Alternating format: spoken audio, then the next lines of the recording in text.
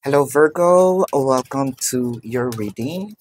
So, this is for June 24 to June the 27th, no? So, Virgo, para po sa mga bago, don't forget to click the like button. Also hit that notification bell, no? Para po ma-notify kayo every time na nagla-live po tayo or nag-release po, no, ng bagong video. Mag-comment po kayo kung kayo po ay nakaka-resonate. And I wanted to know that Virgo, this is a general reading. So you may resonate with the entire reading, or you may resonate with some bits and pieces of the reading. Take what's only yours.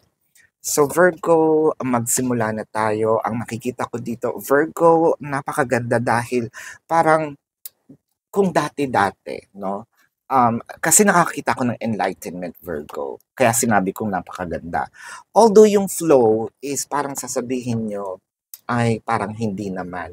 Pero um, ang nakikita ko kasi dito, parang yung awakening, no? Unti-unti na siyang, kumbaga, nakikita, no, ng Virgo. Ngayon, I mean, sabihin natin kung dati, sinasabi natin na this person is for me, no? Kapag sinabi kasi nating soulmate, twin flame, no? Usually, nandun agad tayo sa idea na it is something very positive, no?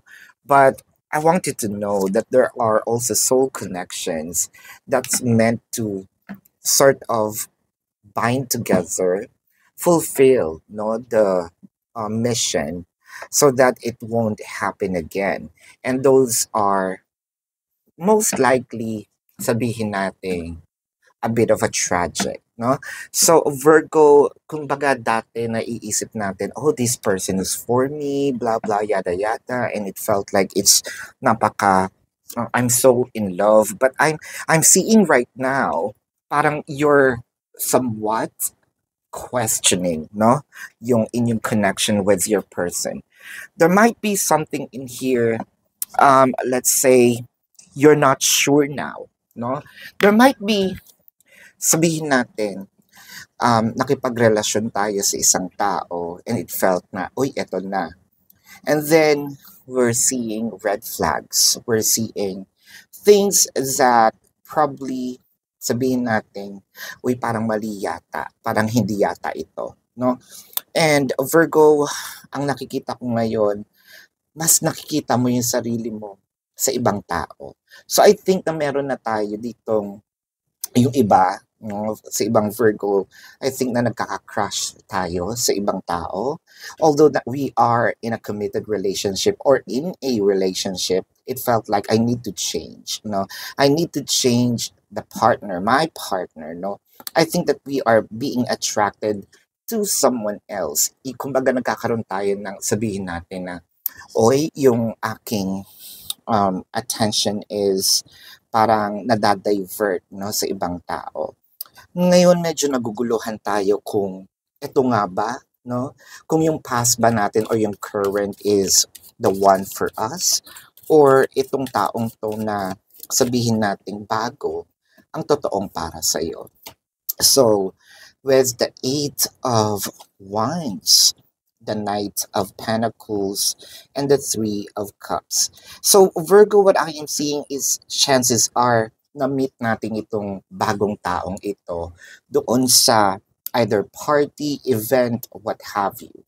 So, there were exchange of numbers, exchanges of contacts, and it felt like that there is, sabihin natin, wala pa man, no, sa point na nasa um, relationship tayo with other people, but it felt like we are being attracted and we are embracing, no, we open our lines.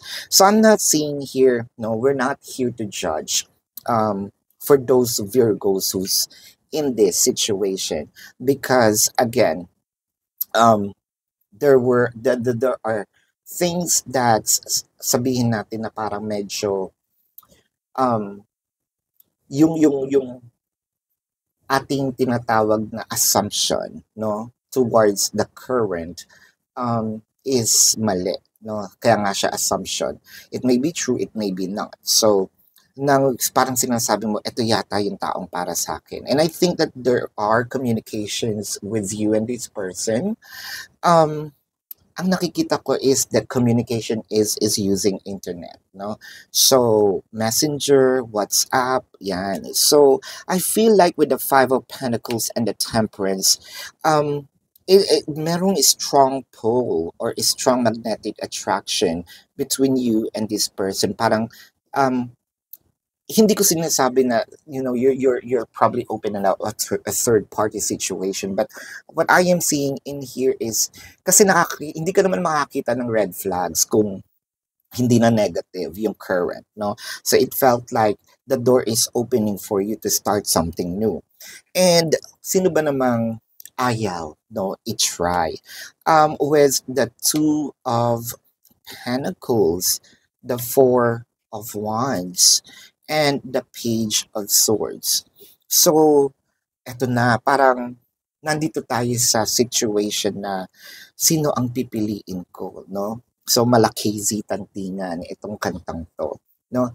Ang hindi lang nagtugma is, well, probably mahal ka pa rin, pero nawawala na kasi yung pagmamahal mo doon sa current, no? Yun yung nakikita ko. It felt like you expanded your horizon. You're expanded because of, sabihin natin, people changed, and what you see here is what's the best for me, right?